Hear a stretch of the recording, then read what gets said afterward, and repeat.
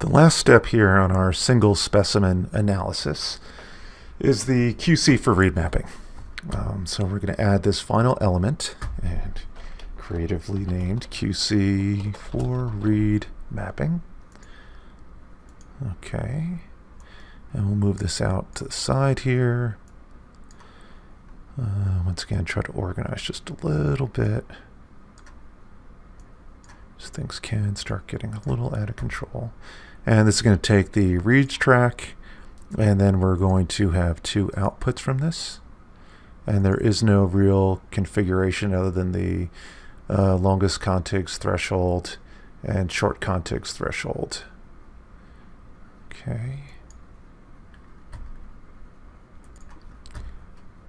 And just going back to that real quick, that's only with the de novo assembly. So we're not even going to bother with those. So we finish.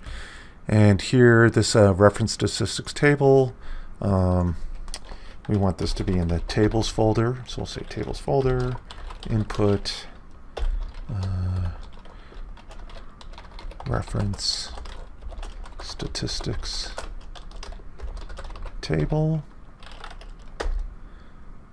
And this last one right here, we'll call this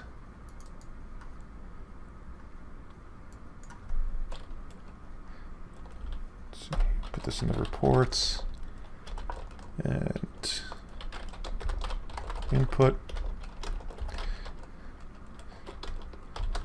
mapping QC. Bring that down, this down. When you configure them, they kind of get a little bit longer. So we're getting them all in. Let's save this as our new workflow.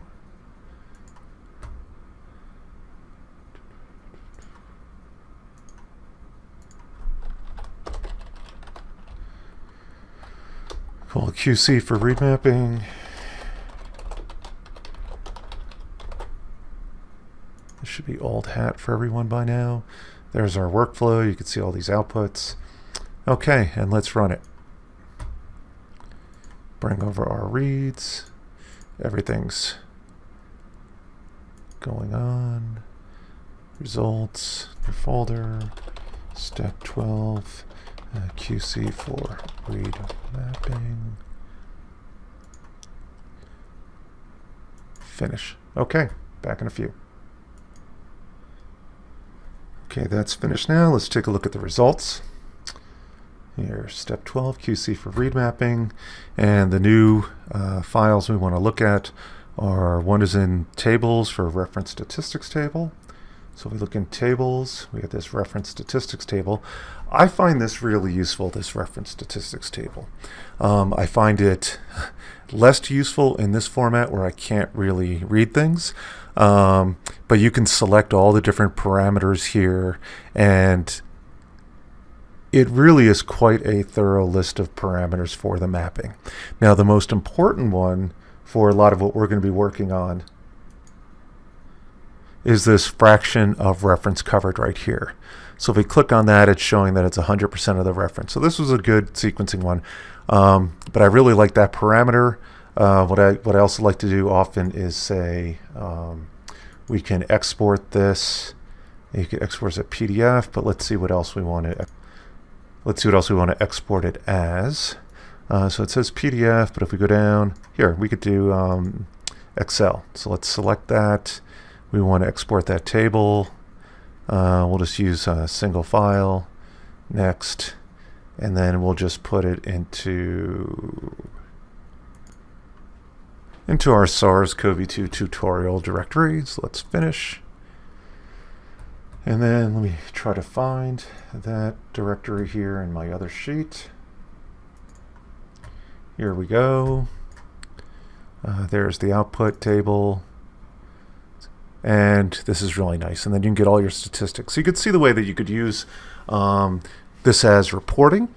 That's another neat feature I'll have to bring up on some of the tips and tricks at the end, is you can get files exported into these other formats for reporting purposes, recording purposes. But for now, what you have done, if you've followed along, oops, double click, bring that back, is you now have a solid workflow here on step 12 that'll bring a single specimen, through the QC, trimming, mapping reads to reference, trim primers and dimers, local realignment, fixed-ploidy variant calls, consensus sequences, QC, and you get a nice track list for visual QC and analysis of what you worked on, including looking at individual variants and how they align. So this is really, really a powerful tool here. And the other thing I want to see is about, before we sign off on this video, is reorganizing these tracks. So let's see if we could do this easily, move some things around. Let's say if we wanted to move these primers. Yeah, there we go. So let's say we want to move the primers below there. It looks like it's just a left click and hold to move a track around. So if I left click, hold, move this underneath there, okay. We want the variants down closer to the genome or beneath the reads. I like that there, primers, variants. We have that graph, this. Okay, that looks good. And then I believe what you could do is say save view, and we'll call this save track list view settings. Let's see, tutorial, view, save for ultra save, yes, close. And then I think what we could do is when we go back, and let's look at a track list from a previous one to see it's different. It's not set up the way that we like it. I think if we do save view and we select, oops.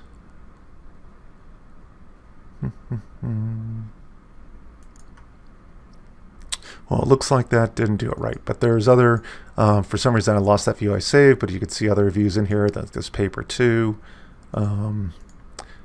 You could apply that and it'll change the settings here for your view.